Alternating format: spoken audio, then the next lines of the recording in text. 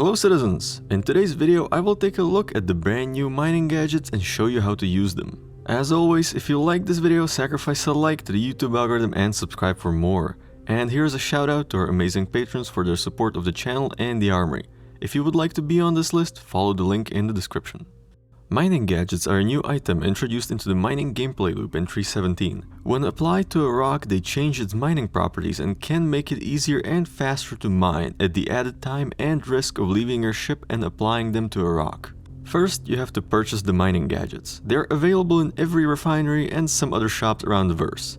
Just a note, if you want to carry them in your backpack, you need a medium or a large backpack, but you can just store them in your ship and equip them straight into your hands when needed. Alternatively, it seems that every backpack can equip one gadget externally, however the blinking red light can be annoying. Once you have the gadgets purchased and loaded into your ship or backpack, head out to your favorite mining spot and find a suitable rock. Once you find one, get out of your ship and bring out your mining gadget. They have different properties, so you will have to decide what you want to do. But generally speaking, you will want to decrease instability and resistance or increase the optimal window size. Here I will make a small detour to explain some of the base properties of mineable rocks. Resistance tells you how much energy will you need to charge the rock. Higher resistance means more energy is needed.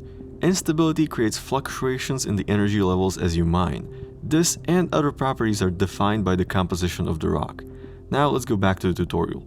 You then have to place the gadget on the rock. In EVA this is kind of awkward, but with a bit of effort it can be done. Just aim at the lower right corner of the device. You can place multiple gadgets on the same rock, and the effects seem to stack. However, some gadgets have counteracting effects, so just be aware of that. Now you have to set the gadget with proper settings. Basically, by moving the sliders, you're trying to match the two waveforms.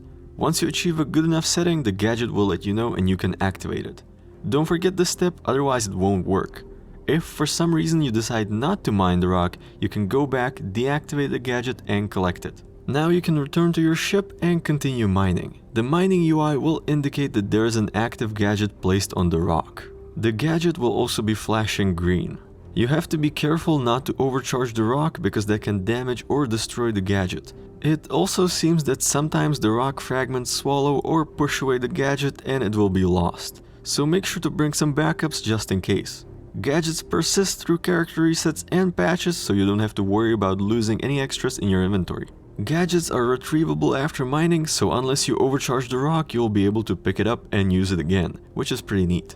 I wasn't able to place one on the smaller breakable rock, but I think that might be intended. And that's it. Now you know how to use mining gadgets.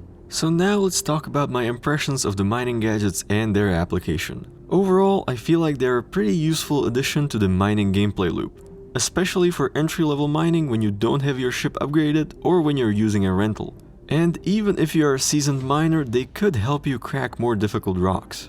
I think mining gadgets are a very cost-effective way to make your mining trips easier, especially if you manage not to destroy them often.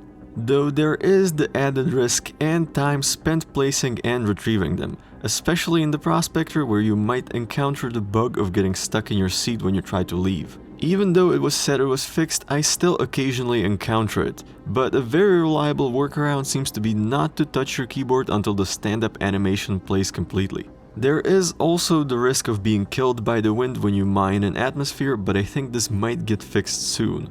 Also, all these risks are worth the benefits, especially when you're trying to mine very difficult rocks. Also, to some people, the mining gadgets may feel like just another level of complexity in an already very complex gameplay loop. But mining gadgets are completely optional, and if you don't use them, you won't miss out on much. With that being said, that's it for tonight. What do you think? Are mining gadgets useful or another pointless extension of the mining loop? Let me know in the comments, fly safe, and I will see you in the verse.